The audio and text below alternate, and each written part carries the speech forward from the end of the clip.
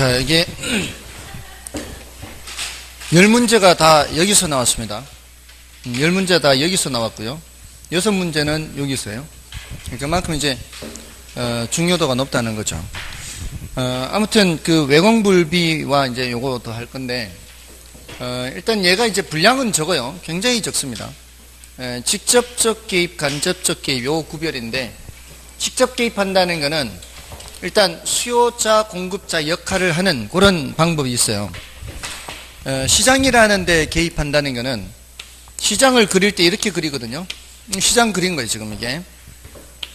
시장을 그렸는데, 여기가 가격이고 여기가 수량이죠. 요쪽으로 개입하는 거를 수량 통제라 그래요. 요쪽으로 개입하는 거를 가격 통제 그래요.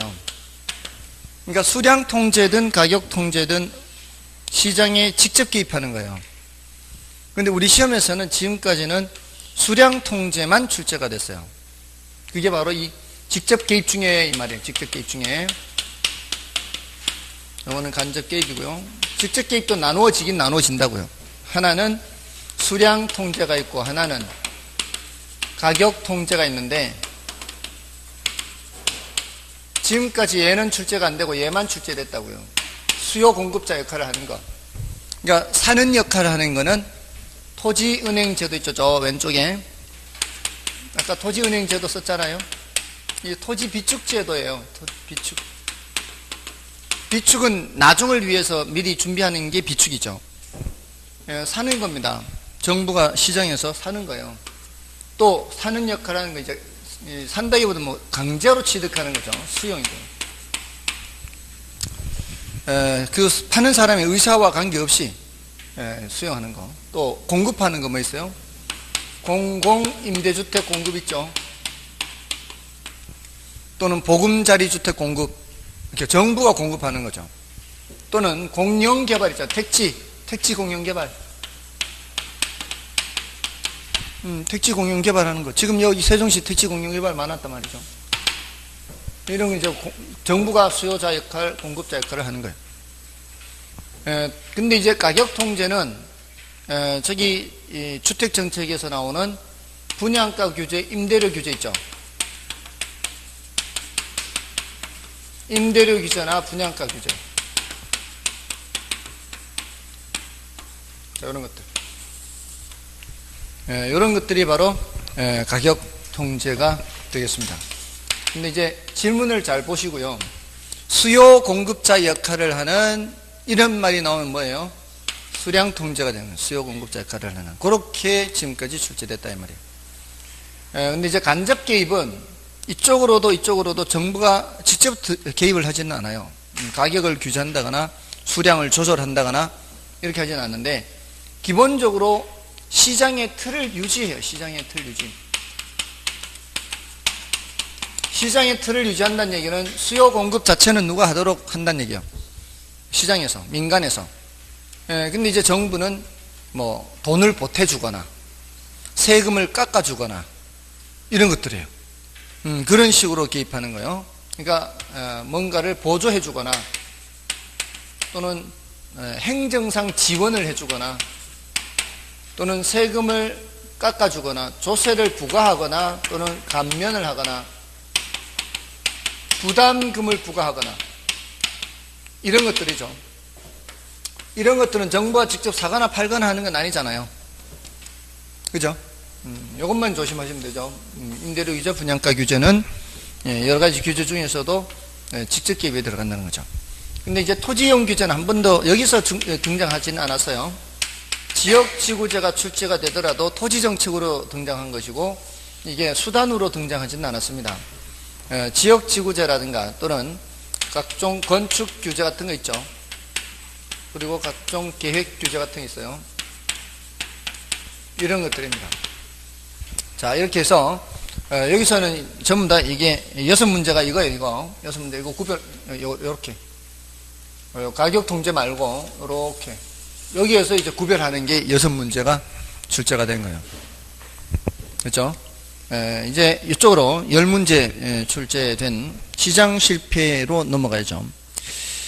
자, 일단 요거는 시장 실패 의의 및 원인에서 60쪽에 가시면 이제 참고 박스가 있죠.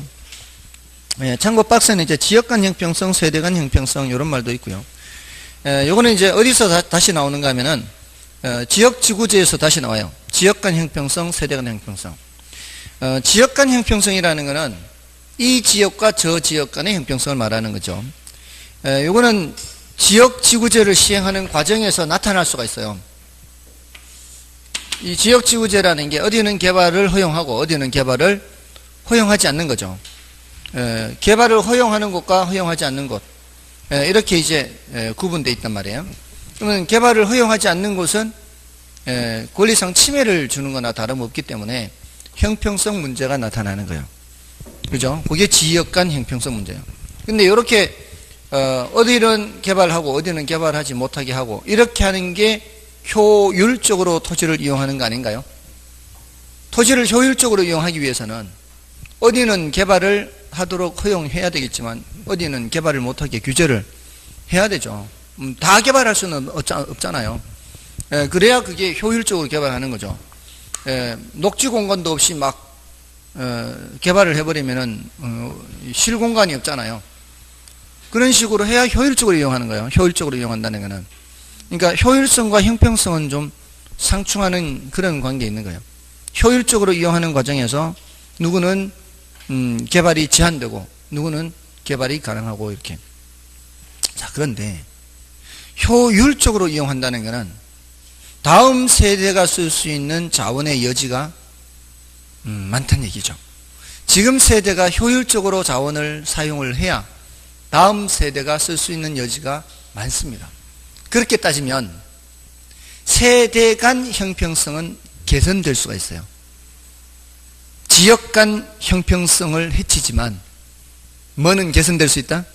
세대 간 형평성은 개선될 수 있어요. 지금 세대가 효율적으로 이용하면 그 세대 간 형평성이에요. 다음 세대와 지금 세대. 그러니까 이런 말도 있어요. 결혼에도 이런 말 나오는데 이게 뭐 중요도가 낮기 때문에 안 하는데 원래는 이게 환경에서 이런 말이 나오는 건데요. 들어보셨어요? ESSD? Environmentally Sound and Sustainable Development. 이렇게요. 제가 욕한 거 아니에요. Environmentally, 환경적으로, 사운드라는 게 소리도 있지만 건전한 이런 뜻도 있어요. Sound and Sustainable, 지속 가능한, Sustainable, 지속 가능한 Development, 개발. 환경적으로 건전하고 지속 가능한 개발. 이 소리는 무분별하게 개발을 해버리면 더 이상 지구가 그 한계를 버틸 수가 없는 상황이 되어버리는 거죠. 그러면 결국은 이 지구가 폭발하기 전에 스스로 자멸해버리는 거죠. 지구가 결국은 없어질 거예요. 앞으로 45억 년 후면 태양도 없어진대요. 그거 가지고 걱정할 필요는 없죠. 45억 년 후에는 태양도 없어진대요. 근데 우리가 인류가 가능한 한 오랫동안 생존하기 위해서는 지구라는 이 한정된 공간에서 가능한 한 지속 가능한 개발을 해야 된다 이 말이에요. 사실은 지금 이 인류가 사용하고 있는 에너지 있죠. 인류가 사용하고 있는 에너지가 다 어디서 온 거예요? 어디서 온 걸까요? 지구가 사용한 어디? 과거에서? 그 과거에는 누구한테서 받은 거예요? 태양이에요, 태양. 태양에서 받은 거예요. 태양 광합성 하죠, 광합성. 태양에서 광합성을 통해서 이산화탄소하고 물하고 이 두 가지를 이용해서 뭐를 만들어요? 녹말을 만들잖아요. C6H12 O6 이거 6개 이거 6개 가지고 그 다음에 O2 6O2인가요? 몇 개야 이게? H2O O가 12개 몇 개? 18개 18개 맞죠? H가 12개 C가 6개 맞죠? 요거 2개 더 해가지고 광합성을 해가지고 빛이 필요해요. 빛. 요거 산소와 녹말을 만든 녹말. 자, 그러면은 그 녹말, 그 식물들이 녹말을 만들면은 이 식물들을 먹잖아요, 동물들이. 동물들이 식물을 먹으면 이게 동물의 몸속에 저장이 돼요. 이 동물의 몸이라고 하는 것이 결국 어디서부터 온 에너지? 이 에너지를 먹고 축적을 하는 거예요. 그래서 그게 축적이 돼서 저 지하에 잠겨 있다가 지금 나오는 게 석유예요, 석유. 동물성 에너지입니다, 석유는. 그리고 그게 나무라든가 이런 것이 식물성으로 저장되어 있다 나오는 게 석탄이에요, 석탄. 석탄은 식물성 에너지고 석유는 동물성 에너지예요. 그게 다 수십억 년 전부터 축적되어 있던 거죠. 그 축적되어 있던 거를 지금 인류가 꺼내 쓰는 겁니다. 예전에 태양으로부터 받은 에너지를 지금 쓰고 있는 거라고요. 그게 태양으로부터 받는 에너지는 늘 이제 해마다 일정하잖아요. 근데 계속 저장되어 왔던 거 아니에요. 식물들 자라고 동물이 먹고 그게 축적되고, 식물이 자라고 동물이 먹고 축적되고, 그게 저장되어 있던 에너지를 지금 꺼내 쓰는데, 해마다 받는 에너지와 인류가 쓰는 에너지의 균형이 이루어져야 계속 지속 가능할 거 아니에요. 근데 그 상황이 역전된 것이 산업혁명 후에 이미 역전이 됐다고 해요. 인류가 쓰는 에너지가 태양으로부터 받는 에너지보다 훨씬 더 많은 거죠, 지금. 그걸로도 부족하니까 지금 원자력 에너지를 쓰죠. 원자력 에너지는 이 에너지와는 다른 에너지죠. 아무튼 원자력 에너지 말고도 이런 에너지를 사용하고 있기 때문에 지금 이 인류는 점점 에너지 자원이 고갈되는 거죠. 나중 되면 결국 밑에서 꺼내 쓸 수 있는 에너지는 더 이상 없을 겁니다. 그러면 이제 원자력 에너지라든가 이런 에너지밖에 없어요. 핵 융합이라든가 핵 분열 둘 중에 하나로 갈 수밖에 없을 거예요. 아무튼 그걸 가능한 한 늦추기 위해서는 이런 화석 연료, 이런 이산화탄소를 발생시키는, 사용하면 다시 이산화탄소 발생하죠. 그런 것들을 줄여야죠. 그래야 다음 세대가 쓸 수가 있는 거죠.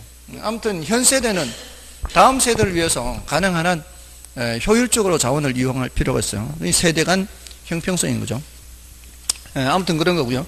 그다음에 이제 수평적 형평성과 수직적 형평성은, 수평적 형평성은 같은 것은 같게 취급하는 거예요. 같은 것은 같게. 그러니까 소득 수준이 똑같은 이 집도 1억이고 저 집도 1억이에요. 그럼 세금이 똑같아야 수평적 형평성이 달성되는 거죠. 그럼 수직적 형평성은 소득이 1억인 사람과 소득이 5천만 원인 사람은 세금이 달라야 그게 수직적 형평성이 달성되는 거겠죠. 그런 의미예요. 여러분들은 이게 달성되고 있다고 생각하세요? 맞벌이 1억 버는 집이 있고요. 외벌이 1억 버는 집이 있어요. 어떤 집이 세금을 더 많이 낼까요? 각종 공제 다 했다고 치고요. 공제가 다 돼서 과세 표준이 이렇게 돼 있어요. 과세 표준. 공제할 건 다 해야 되니까. 왜냐하면 1억이라도 애가 셋인 집과 애가 하나인 집은 비용 구조가 다르니까 다 공제했다고 치고 그런 거. 이러면은 누가 세금을 더 많이 낼까요? 이쪽이 세금 더 많이 내는 거죠. 이쪽이. 이게 지금 한 개 제일 높은 구간이 얼마죠, 지금? 42%인가요? 그 얼마부터 얼마죠? 8천 넘은 거예요? 1억 얼마인가요? 8천 넘어서부터? 8천 넘어서부터는 1억, 지금 이 사람은 8천에 초과되는 금액이 2억이잖아. 2천만 원이잖아요. 이 사람은 2천만 원에 대해서는 세금 42% 내야 돼요. 세금을. 그럼 840만 원 내야 돼요. 그 구간만 840만 원 내야 돼요. 근데 이 사람들은 그 구간이 없잖아요. 그 구간이 없어요. 세율이 낮아요. 이 사람이, 이 집이 세금 덜 내는 거예요. 그러니까 수평적 형평성이 안 맞는 거예요. 이러려면 어떻게 해야 돼요? 수평적 형평성을 달성하게 하려면 개인별 소득이 아니라 가구별 소득으로 해야죠. 가구별 소득하면 똑같이 1억 될 거 아니에요. 그래야 뭐가 달성되는 거예요? 수평적 형평성이 달성되는 거예요. 자, 그렇게 하면 어떤 현상이 나타날까요? 그렇게 하면 혼인신고 안 합니다. 혼인신고 안 한다고요. 이게 바로 조세가 민간에게 영향을 미치는 거예요. 이게 바로 자원 배분 왜곡과 관련돼요. 정부가 세금을 매기게 되면, 그 세금이 가장 큰 효과인데요. 세금을 매기게 되면 사람들의 행동이 달라져요. 혼인신고를 안 해요. 네, 그래서 법적으로 부부와 관련되는 그런 경제활동은 둔화가 되게 돼 있어요. 둔화돼요. 그게 바로 뭐예요? 자원배분 왜곡이라는 거예요. 자원배분 왜곡. 하고 싶은 걸 못하는 게 나타나기 시작하는 거예요. 하기 싫은데 해야 되는 그런 현상이 나타나요. 이게 뭐라고요? 자원배분 왜곡이라고요. 근데 정부가 조세를 부과했는데 아무런 영향을 미치지 않아요. 이런 뭐예요? 자원배분 왜곡이 있어요, 없어요? 그러면 자원배분 왜곡이 없는 거예요. 어떤 경우가 하면은 수직일 때, 수요곡선이나 공급곡선이 수직이면 다른 하나가 아무리 변해도, 지난주에 했어요. 다른 하나가 아무리 변해도 균형량의 변화가 있어요, 없어요? 균형량의 변화가 없어요. 그 균형량의 변화가 없다는 얘기는 하던 만큼 계속 그대로 한다는 얘기예요. 이러면 자원배분 왜곡은 전혀 없는 거죠. 아무튼 이 조세에서 이런 형평성을 많이 얘기하는데, 조세에서 수직적 형평성은 다른 것은 다르게 해야 되는 거고요. 수평적 형평성은 같은 것은 같게 하는데 쉽지 않아요. 어떤 것이든 쉽지 않습니다. 이걸 잡으려면은 저런 문제가 생기고요. 저걸 잡으려면 이런 문제가 생기고, 아무튼 이념은 그렇단 말이에요. 우리는 형평성을 달성하려고 애는 쓰는데, 효율성도 달성하려고 애는 쓰는데, 두 마리 토끼를 동시에 잡을 수는 없고요. 상황에 따라 이거를 더 강조하고 저걸 더 강조하고 이렇게 하는 겁니다. 자, 아무튼 그런 개념들이고요. 자, 이제 시장 실패 원인으로 들어갑니다. 일단 그 시장 실패 의의는 이제 여러분이 봐주시대요. 그 동그라미 2번과 같은 것도 시장 실패라고도 합니다. 거시적으로 보면 경기가 과열과 침체를 반복하는 것도 시장 실패라고 할 수 있어요. 자, 이제 시장 실패 원인 들어가서 외공불비입니다. 외공불비. 자, 여기요. 시장 실패 원인. 요거는 지워도 되겠고, 이제.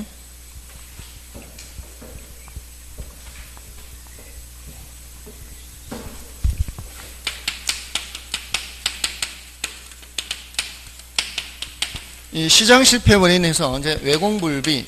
자, 이게 모두 몇 문제 출제됐다고요?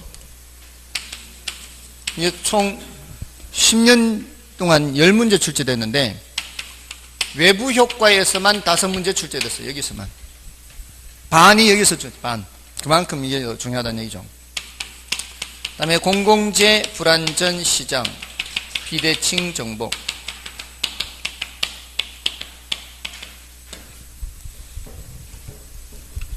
자, 시장 실패 원인 중에 외부 효과. 자, 이 외부 효과는 내부 외부 할 때 그 외부라 그랬죠. 자, 이거는 시장 내부에서 거래되지 않기 때문에 외부라는 표현을 쓴다 그랬어요. 어떤 손해나 이익을 주면은 대가를 주거나 받아야 되는데도 불구하고 이건 대가를 주거나 받지 않기 때문에 외부라는 말을 쓰고요. 정예 외부도 있고 부의 외부도 있죠. 정예 외부의 경우에는 의도하지 않는 편익을 주면서도, 혜택을 주면서도 그 대가를 받지 않는 현상이고, 이걸 시장에 맡겨놓으면 적정량만큼 생산이 안 되고 과소 생산되는 비효율이 발생한다 그랬죠. 이게 문제라 그랬어요. 이게 양봉업자와 과수원업자를 예를 들었었죠. 이 양봉업자가 벌통을 갖다 놓는다고 해서, 산에 갖다 놓는다고 해서 그 이웃 과수원 주인한테 뭔가 받는 게 없다는 거죠. 그래서 굳이 받는 게 없기 때문에 굳이 일부러 그 옆에 갖다 놓을 이유는 없다는 거죠. 그래서 이 노동력, 양봉업자의 노동력도 자원인데, 기왕이면은 이 자원을 어떻게 이용하는 거예요? 과수원 옆에 갖다 놓는 게 더 좋은데도 불구하고 대가를 받지 못하기 때문에 거기 갖다 놓지 않게 되는 거죠. 갖다 놓지 않게 되는 순간 이 노동력은 비효율적으로 사용하게 돼서 더 많은 과일이 생산될 수 있는 기회를 잃어버리는 거예요. 그래서 비효율적이 되는 거예요. 그러니까 비효율적이 되는 거를 굳이 노동력을 쫓아다니면서 판단할 필요가 없이 더 많은 생산의 기회를 잃어버린다는 것, 이것만으로도 우리는 비효율이 발생한다는 것을 알 수가 있어요. 그래서 정부가 개입을 하는 거죠. 주로 이때는 보조를 합니다. 보조를 해서 개입을 하고, 또 이 부예외부의 경우에는 시멘트 공장 이런 거 했죠. 시멘트 공장의 경우에는 이웃 주민들한테 피해를 끼치면서도 대가를 지불하지 않죠. 지불하지 않으니까 막 생산해버리는 거죠. 비용이 싸다라고 생각하니까. 그러니까 과 다 생산되는 거죠. 자, 그러니까 이때는 어떻게 해야 돼요? 정부가 규제를 해서 개입해야 되죠. 근데 이게 잘 될까요? 이게 잘 안 돼요. 이게 참 아직까지도 많이 개선돼야 되는데, 뭐 사실 우리가 사는 세상이 아주 뭐 유토피아는 아니니까 그럴 수 있긴 하지만 너무 심해요. 벌써 제가 한 6, 7년, 7, 8년 된 것 같은데, 혹시 그 시멘트 공장 주변 마을들 가보셨나요? 저는 이제 지나만 다녀서 이렇게 유심히 살펴보지는 못했는데, 그때 이제 인터넷에 올라온 사진을 봤는데, 기와집이에요. 기와집 사진을 이렇게 찍었는데, 언뜻 이렇게 보니까 눈이 내린 것 같았어요. 눈이 내린 것 같아, 눈 내렸네? 이렇게 생각했는데, 이게요, 시멘트 가루가 수년간 쌓여가지고, 여러분들 왜 기와집에 눈이 조금 내렸을 때, 기와 골은 윤곽이 드러나지만 완전히 평평하지는 않은 상태 있죠. 기와 윤곽은 이렇게 드러나잖아요. 골이 그 정도로 쌓였어요. 기와가 안 보여요. 기와장이 이렇게 쌓여가지고 시멘트 가루가. 거기다 더 재밌는 거는 그 골 끝에 고드름이 열려 있어요. 그 고드름이 진짜 물 고드름이 아니고 종유석 고드름, 종유석. 우리 석회동굴 가면은, 석회동굴 오래 가면 이렇게 뚝뚝 떨어지면 이렇게 종유석 달리잖아요. 그렇게 달려있다니까요. 처막 그 골 끝에. 그러니까 그 수십 년간 그 집에 산 사람은 그 시멘트를 계속 마셨던 거 아니에요. 그러니까 그 주변 지역이 폐암, 후두암 발병률이 엄청 높단 말이에요. 자, 근데 제가 그 사진을 볼 당시에 소송도 아니에요. 환경분쟁조정위원회에서 조정 중인가? 뭐 그랬을 거예요. 배상을 안 하니까. 배상을 안 하니까. 그런 상황이라고요. 이걸 입증 책임을, 이제 피해를 입은 쪽에서 입증 책임을 하는 게 보통이거든요. 민법상 그렇잖아요. 이 입증 책임해야 되는데, 저쪽에서는 뭐라고 얘기해요? 야, 폐암이 무슨 담배 회사하고 소송할 때도 그러잖아요. 담배 때문에 폐암 걸렸다고 하면, 아니 무슨 담배 안 피는 사람도 폐암 걸리는데 왜 담배 때문에 폐암 걸렸다고 하냐, 이렇게 나온다는 거죠. 자, 그러니까 이건 자신의 비용으로 생각을 안 한다는 거예요. 시멘트 공장에서. 정말 심각합니다. 더군다나 도덕적 해이까지 심해가지고요. 그나마 그렇다 치더라도 시멘트를 만들 때는 각종 이제 이 쓰레기를 태워요. 그걸 연료로 사용하는 거예요. 연료. 쓰레기를 연료로 사용하는데, 그 쓰레기에 중금속이 포함된 쓰레기를 해외에다 수입해서 태워요. 그러면 그 주변에 중금속 오염도가 엄청 심합니다. 그런 도덕적 해이까지 하고 있어요. 그러니까 그 당시에 그 기사에 그랬어요. 그 당시에. 그러니까 너무 심각한 거죠. 근데 그런 걸 제대로 규제를 해야죠. 규제를. 그러니까 규제를 안 하니까 이제 문제가 생기는 거죠. 아무튼 이런 게 다 문제가 되니까 이렇게 정부가 개입을 하는 거죠.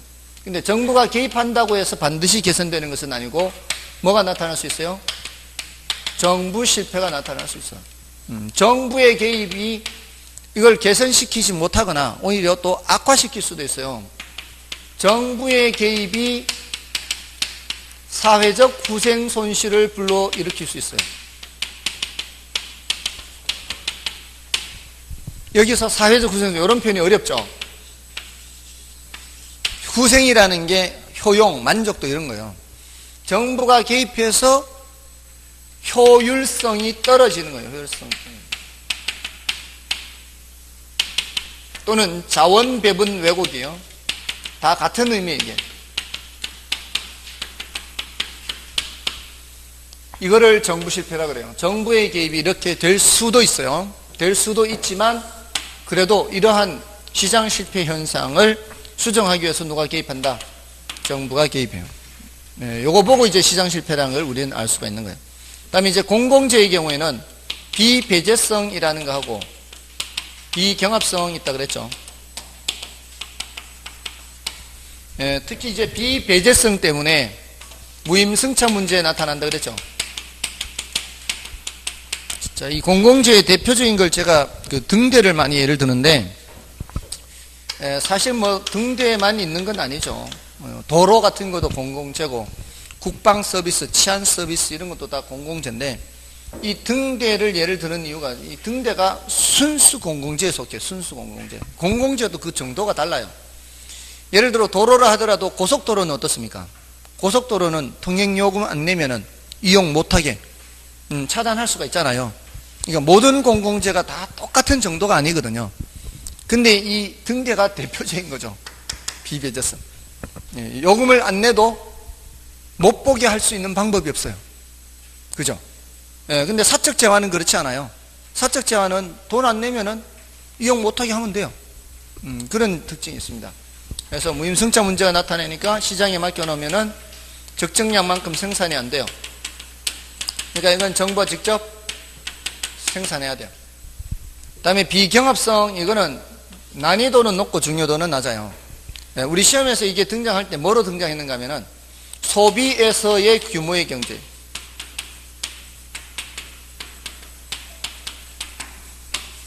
원래 규모의 경제 하면은 요 독점과 관련된 불안전 시장 있죠. 독점 과정에서 나타나요. 아까 삼성전자, 하이닉스, LP다 이 반도체 시장 얘기했었잖아요. 그때 뭐가 나타난다고요? 규모의 경제. 규모의 경제가 나타나면은 단가를 어떻게 해요? 단가를 낮출 수가 있어요. 그러면서 다른 기업들을 다 죽여버리면 자연스럽게 뭐가 돼요? 자연스럽게 독점이 돼요. 그래서 규모의 경제는 간접적으로 이렇게 시장 실패와 관련이 돼요. 규모의 경제가. 이건 생산에서의 규모의 경제요. 여기는 소비에서의 규모의 경제죠. 생산에서의 규모의 경제나 소비에서의 규모의 경제 모두 다 시장 실패하고 이렇게 관련이 있어요. 이거는 등대를 이용하는 사람이 많아질수록, 소비하는 사람이 많아질수록 그 1인당 단가가 내려간다는 거예요. 왜냐하면 등대를 생산해서 운영하는데 1억이 발생한다고 생각해 보세요. 한 사람이 불빛을 보든 10사람이 불빛을 보든 어떻습니까? 운영하는 비용은 똑같아요. 어차피 한 사람이 이용하든 10사람이 이용하든, 그럼 한 사람이 이용하는데 등대 하나 1억 들였다고 하면 한 사람이 1억이 들어가는 거예요. 10사람이 이용하면 1인당 1000만 원이 들어가는 거고, 100사람이 이용하면 1인당 100만 원, 1000명이면 10만 원, 10,000명이면 만 원. 이런 식으로 이용하는 사람이 많아질수록 1인당 비용은 내려가는 거죠. 그래서 소비에서의 규모의 경제라는 거예요. 이건 생산량이 늘어날 때 비용이 내려가는 거고, 이거는 소비하는 사람이 많아질 때 1인당 비용이 내려가는 거죠. 됐나요? 아무튼 이런 이제 비경합성 이런 건데, 비배제성이 더 중요하다 그랬고요. 그 다음에 이제 불안전 시장, 얘네들은 독점 과정, 얘네들이 일단 독점이 될 때까지는 치열하겠지만 독점이 된 후에는 어떻게 해요?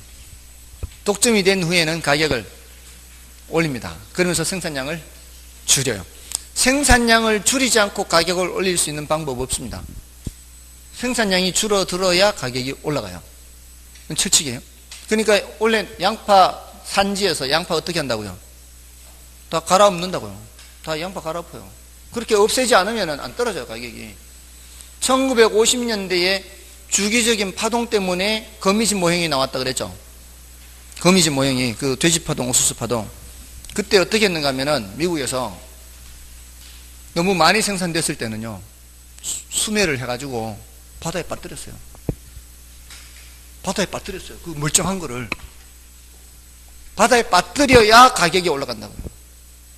생산량을 줄여야만 가격이 올라갈 수 있어요. 그러니까 이런 독점 과점이 되어버리면 생산량을 어떻게 해요? 줄인다고요, 얘네들이. 이게 뭐예요? 과소생산. 생산량을 줄이면서 가격은 올려버리니까 더 많은 사람이 소비할 수 있는 기회를 잃어버린 거죠. 집중하고 있죠? 그 집중의 이 강도를 유지를 해야 돼요. 너무 진폭이 심하면 안 돼, 이게. 좀 할 때는 열심히 했다 또 놀 때는 이게 아니라 수업 시간은 이 강도가 일정하게 유지돼야 돼요. 평소에 집에서는 그렇게 하더라도, 집에서는 할 때는 하고 쉴 때는 쉬더라도. 아시겠죠? 자, 그래서 이건 이제 정부가 규제를 해야 돼요. 그 다음에 이제 비대칭 정보, 이거는 역선택이나 도덕적 해이 이런 현상이 나타나요.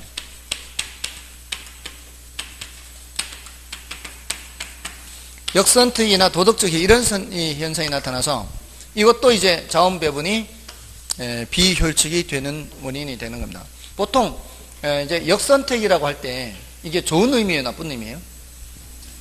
도덕적 이의도 나쁜 의미죠. 이 역선택이라는 거는 거꾸로 선택한다는 거거든요. 좋은 걸 선택하는 게 아니라 안 좋은 걸 선택하는 거예요. 이거는 정보가 없는 쪽에서 이런 현상이 나타나요.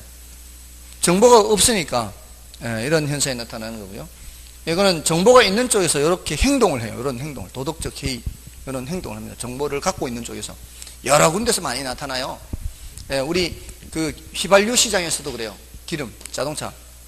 국제유가가 떨어질 때는 신속하게 떨어뜨립니다. 천천히 떨어뜨립니다. 이 국제유가가 떨어질 때는 휘발유 가격이 서서히 떨어뜨려요.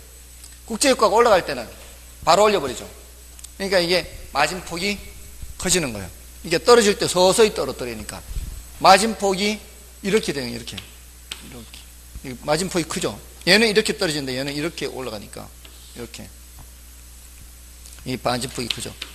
이게 변동금리에서도 나타납니다. 변동금리에서도 시장금리 이렇게 떨어지는데 대출금리는 이렇게 떨어져요. 이렇게 이런 식으로 마진폭이 커지죠. 이렇게 해서 과징금 먹은 은행도 있었어요. 시장금리 떨어질 때 시장금리보다 덜 떨어뜨리는 거죠. 이 시장금리 떨어지면 대출금리를 이렇게 떨어뜨리는 거죠. 근데 차입자들은 잘 몰라요. 낮아졌으니까. 시장금리 낮아졌다더니 낮아졌네, 통장에서 적게 나가는 거죠. 그러니까 대출한 은행은 잘 알지만 차입자들은 잘 모르는 거죠. 그게 바로 뭐예요? 비대칭. 그럴 때 이제 이런 현상들이 나타나게 됩니다. 이런 현상들이 나타났을 때는 이제 전부 다 자원 배분이 비효율적이 돼서 정부가 정보 유통을 원활하게 하는 거죠. 정보 유통을 원활하게 하면 이게 다 효율성이 높아지는 거예요. 아까 내비게이션 얘기했잖아요. 내비게이션도 정보 유통이 원활하게 되는 것을 말해요.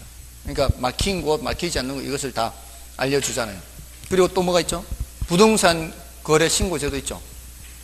부동산 거래 실거래가 신고하는 거 있죠. 그래서 다 등기부나 이런 데 기록이 되죠. 자, 지난 4월 마지막 수업에 물건별 평가에서 토지는 뭘 기준으로 한다? 공시지가 기준으로 한다 그랬어요. 근데 적정한 실거래가가 있으면 그걸로 할 수 있죠. 근데 그 적정한 실거래가가 신고된 실거래가거든. 신고된 거. 신고된 실거래가 중에서 도시지역은 3년 이내, 도시외지역은 5년 이내 사례로서 감정평가사가 적당하다고 인정하는 사례가 그런 실거래가요. 그게 이제 그 부동산 거래 신고에 관한 법률에서 다 신고된 것을 말해요. 근데 만약에 이게 없으면 감정평가사가 그 사례를 조사하러 다니는데 비용이 많이 발생할 거 아니에요. 근데 이거는 다 신고가 돼 있으니까 굳이 그렇게 할 필요가 없는 거죠. 굉장히 정보를 쉽게 알 수가 있고요. 또 학술적인 목적으로도, 학문적인 목적으로도 연구를 할 때도 이런 자료를 이용할 수가 있죠. 그러면 훨씬 더 비용을 덜 들이면서 이런 활동을 할 수가 있다는 거예요. 그게 경제의 효율성을 높이는 거예요. 아무튼 정보가 공개된다는 것은 굉장히 효율성이 높아진다라는 것을 뜻하면 돼요. 그렇게 해서 이런 것들이 전부 다 정부의 대책이 되는 거죠. 자, 그 다음에 61쪽에 그 역선택과 도덕적 입법서는 이제 여러분이 보시고요. 그 괄호 3번에 있죠. 정부의 시장 개입과 정부 실패 있고요. 그 외부 효과 문제 있죠. 자, 외부 효과에서는 그 의의는 이제 여러분이 보시되 제가 한번 질문을 드려볼게요. 외부 효과에서는 그 경제 주체가 그 누군가에게 피해를 줄 의도가 있어요, 없어요? 의도는 없죠. 의도는 없습니다. 한 가지. 그 거래 상대방한테 하는 거예요? 제3자한테 하는 거예요? 제3자한테 하는 겁니다. 상대방한테 하는 게 아니라 의도하지 않게 제3자에게 손해나 이익을 끼치는 겁니다.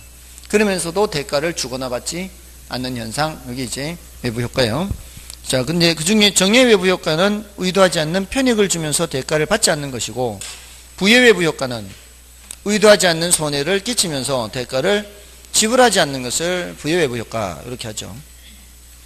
다음에 이제 밑에 그 표가 있죠. 정예외부, 부예외부 비교하는 표.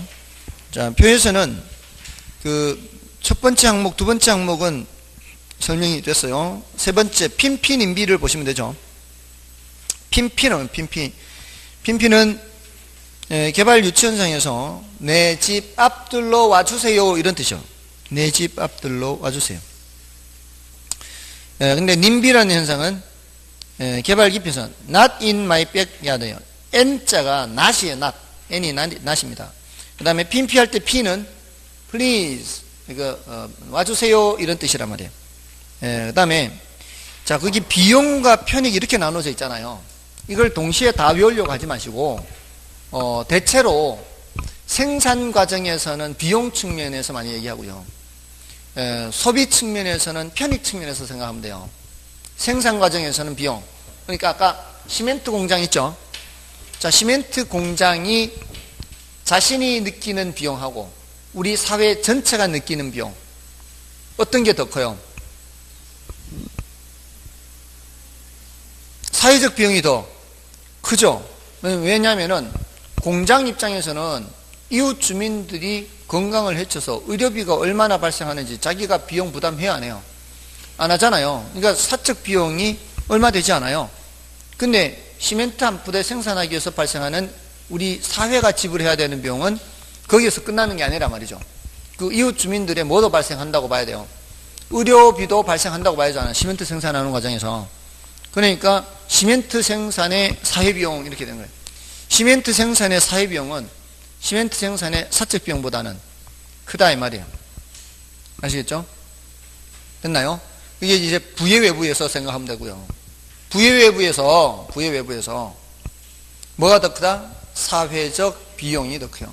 그럼 정예외부에서는 사회적 비용이 더 작은 거죠. 반대로 돌리면 되니까. 그럼 편익 측면에서, 이때는 이제 소비하는 관계에서는 편익 측면에서 생각하면 되고요. 사회적 편익이 사적 편익보다 더 커요. 이 정예외부가 나타날 때. 그죠? 사회적 편익이 더 커요. 근데 부예외부가 나타날 때는 사회적 편익이 더 작은 거죠. 사적 편익이 더 큰 거죠. 자, 그렇게 봐주시면 되고요. 나머지 이제 괄호 4번에 외부 효과와 균형하는 거 있죠. 자, 요거는 이제 따로 말씀을 드릴 거고요. 따로 말씀을 드리는데, 일단은 오른쪽에 그 외부 효과에 대한 대책을 보세요. 먼저 외부 효과에 대한 대책에서 괄호 1번에 정부의 개입에 의한 해결이 있고요. 그리고 외부 효과의 내부화가 있죠. 그 다음에 재산권 부여, 이렇게 있죠. 그 정부의 개입에 의한 해결은 정예외부는 주로 이제 보조금을 지급하고요. 또 부예외부는 주로 규제를 통해서 해결을 합니다. 자, 근데 이제 외부 효과의 내부화라는 것도 있죠. 이게 뭔가 하면은 시장 내부로 끌어들이는 건데요. 제가 사실은 저희 팔촌 형님이 양봉업자로 말씀드린 적 있나요? 저희 팔촌 형님이 양봉업자예요. 양봉업자인데 제가 이런 말씀 드리니까 뭐 수업하느라고 여러 가지 예를 잘 들어줘서 고맙다 그러는데 실제로 저희 팔촌 형님이 그래요. 저는 주변에 있는 사례가 전부 다 말씀드린 게 좀 주변에 그런 사례들이 제가 수업하는 소재입니다. 그러니까 저는 참 행운하죠. 그런 사례들이 주변 곳곳에 이렇게 다 있으니까. 시멘트 공장도 늘 지나다니는 공장이고 아무튼 예전에 대학 때 공부를 하는데 이 대학 교재에 이제 요 얘기가 나왔어요. 양봉업자 과수원 얘기가 나온 거예요. 그래서 제가 팔촌님한테 형님 실제로 이러면 형님 뭐 받는 거 있어요? 이렇게 물어봤죠. 이렇게 실제로 안 받고 막 이런가 싶어서 그랬더니 과수원 주인이 와서 사간대요. 벌통을. 그 당시 20년 넘었는데 20몇 년이 벌써 그 20몇 년 전에 그 벌통을 사간대요. 과수원 주인이. 얼마에 사고요? 하니까 15만, 그 당시 돈으로 15만 원인가 20만 원 벌통을 한 통을 사간대요. 그래 놓고는 그 과수원 꽃 필 차례만 꼭 갖다 놓잖아요. 근데 이렇게 과수원 주인이 벌통을 1년 그대로 가져가면은 이 벌 다 죽여요. 못 키워요. 그러니까 다시 벌통을 갖다 줘요. 관리해 달라고. 그래서 1년간 관리를 해줘요. 관리하는 대가로 그 통에서 생산되는 꿀은 그 형님이 다 갖는 거예요. 관리하는 대가로. 그러니까 이제 그 다음 연도에 꽃필 절에 갖다만 주면 되는 거예요. 뭔 뜻인지 아시겠죠? 그 한 통은 그 사람 거예요. 그 사람 건데 1년에 한 번씩 꼭 갖다 놓는 거예요. 거기. 그 대가를 얼마 받은 거예요? 15만 원 받은 거죠. 15만 원. 그게 바로 뭐예요? 내부화가 된 거예요. 자, 이렇게 내부화가 되는 게 꼭 정부가 개입해야 될 필요는 없어요.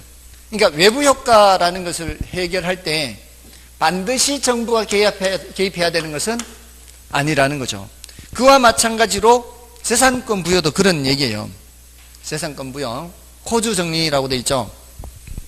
코즈라는 사람이 이걸 고안한 방법인데요. 제가 이걸 공부할 때만 해도 불과 이 사람이 이 논문을 쓴 이후에 얼마 되지 않은 시점이었어요.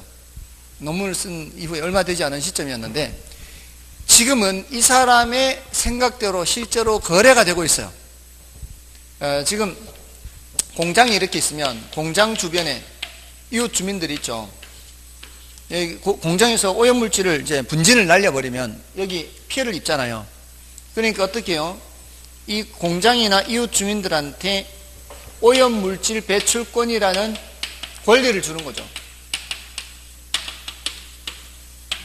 오염물질 배출권이라는 권리를 주는 거예요. 자, 권리를 줘서 공장은 자신이 받은 권리를 다 써버리면 이 이웃 주민들한테 가서 권리를 사가지고 와야 돼요. 그래야만 생산할 수 있어요. 그러면 이 사람들은 이제 이거를 팔 수가 있는 거죠. 대신 파는 대신에 자신들의 건강을 해칠 수 있죠. 그래서 그거를 적당한 수준으로 가격을 지불하면은 받고 판다는 거죠. 적당한 가격으로. 그럼 어떻게? 거래가 되는 거죠. 거래. 거래가 되는 거. 이것도 정부가 개입하는 방법이 아니에요. 이것도 자율 조절 기능이에요. 왜냐하면 이 오염물질 배출권을 살지 팔지는 누구 마음이에요? 내 마음이죠. 지금 국제시장에 이게 지금 거래가 되고 있어요. 들어보셨어요? 예? 예. 그게 국제시장에 거래되고 있어요. 우리나라는 지금 아직 적용이 안 되고 있는 상황일 거예요. 이거 국제협약이 발효될 당시에 협약을 할 당시에 우리나라는 개발도상국의 지위로서 적용을 유예받았거든요. 그러니까 그게 이제 거의 임박했어요. 지금 거의 임박했는데 지금 국제시장에서는 이산화탄소 배출권이라는 그 권리가 거래되고 있어요. 근데 경기가 안 좋으면은 그렇게 가격이 높지 않아요. 경기가 좋아질수록 이제 점점 그 가격이 천정부지로 치솟아 올라갈 가능성이 많아요. 경기가 지금 바닥을 치고 있기 때문에 좀 관심을 가질 필요는 있어요. 왜냐면은 뭐 마냥 계속 이렇게 안 좋지는 않을 거 아니에요. 경기가 좋아지면은 기업들마다 생산량을 늘리죠. 생산량을 늘릴 때 모두 함께 발생해요. 이산화탄소도 발생합니다. 이 책 한 권 찍으면은 이산화탄소 얼마나 발생하는지 다 계산되어 있어요. 다 계산되어 있어요. 자동차 한 대 생산할 때, 그랜저 한 대 생산할 때, 마티즈 한 대 생산할 때, 뭐 티코산 이런 거 생산할 때마다 이산화탄소 배출이 얼마 되는지 다 계산되어 있어요. 그렇기 때문에 그 회사가 얼마만큼 생산하면 이산화탄소 얼마 배출을 한다는 게 다 나와요. 다 나오기 때문에 이산화탄소 배출 가격이 경기가 좋아질 때는 올라갈 수 있어요. 그럼 어떤 회사가 이제 괜찮은 회사냐? 첫째, 이산화탄소를 공기 중에 있는 이산화탄소를 따로 모아서 액체로 만들거나 뭐 이렇게 해서 영구히 저장할 수 있는 기술을 개발하는 회사. 그러면 이산화탄소를 끌어들일 만큼 내보낼 수 있는 권리가 생기거든요. 이 끌어들이는데 비용이 100만 원인데 그 권리를 파는데 200만 원을 받을 수 있다면 더블 장사잖아요. 그걸 끌어들여서 묻는데 100만 원이 드는데 그만큼을 다시 내보낼 수 있는 권리가 200만 원에 거래된다면 되는 장사 아닌가요? 그죠? 자, 그런 것 중에 뭐가 있는가 하면은 우리나라 회사 중에 건축 자재 회사가 있어요. 특히 가구는 목재가 있어야죠. 그래서 호주라든가 이런 땅 넓은 나라에 조림 사업을 하는 그런 회사가 있어요.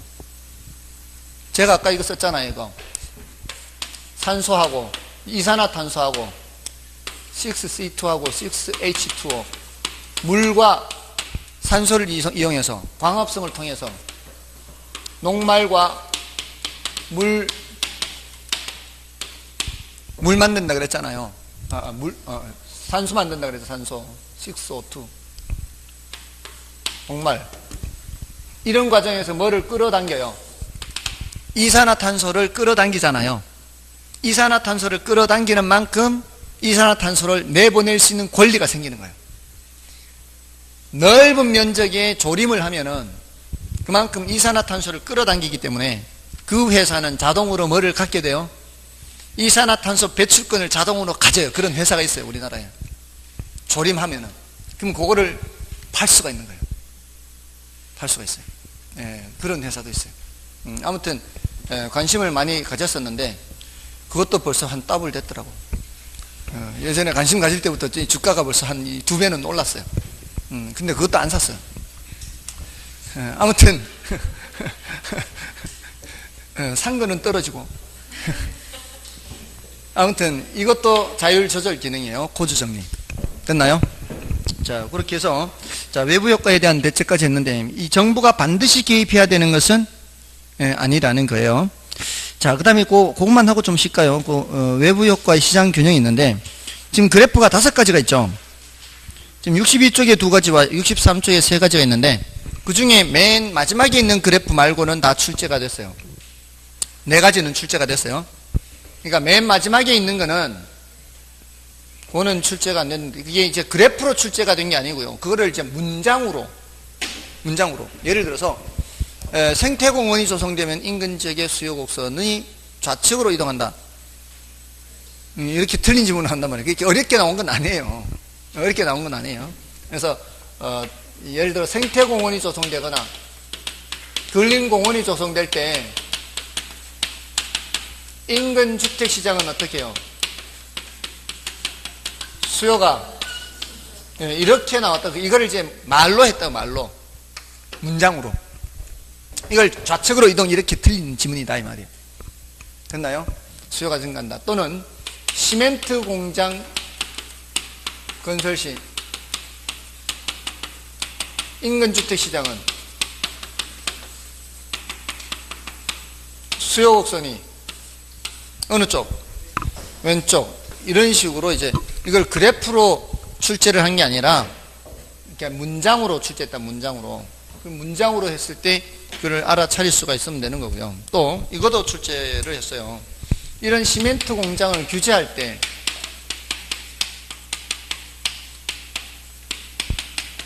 첫째, 인근 주택 시장은 어떻게 해요? 공장을 규제하면 시멘트 공장 규제하니까 수요가 증가하죠. 두 번째, 이것도 여기까지 질문했다고요. 그 시멘트 시장은 어떻게 되느냐 이 말이에요. 시멘트 시장에서는 공장이 규제를 받는 거 아니에요. 공장이 규제를 받으니까 공급이 감소한다. 이렇게. 여기에 4가지는 나왔어요. 4가지는 나왔고 이제 마지막은 이제 안 나왔어요. 이제 한 단계 더 건너뛰어야 돼서 그런데 요 시멘트가 건축 자재잖아요. 건축 자재라는 것을 이용해서 주택 건축 시장이에요. 건축 시장. 반드시 주택뿐만이 아니라 이제 건축 시장에서는 자재 가격이 올라가니까 어떻게 해요? 공급이 줄어드는 거죠. 여기서 공급 줄어드는 건 이제 규제를 받기 때문에 줄어드는 거고, 여기서 줄어드는 거는 규제를 받아서 가격이 올라가니까, 규제를 받아서 가격이 올라가니까 여기서는 이제 자재 가격이 올라가니까 이제 줄어드는 거죠. 이 공급이 감소하는 게 좀 다르죠. 이렇게 출제가 됐었습니다. 자, 그 뒤에 공공재 문제, 이거는 좀 쉬고 하겠습니다. 뒤에 있는 거는.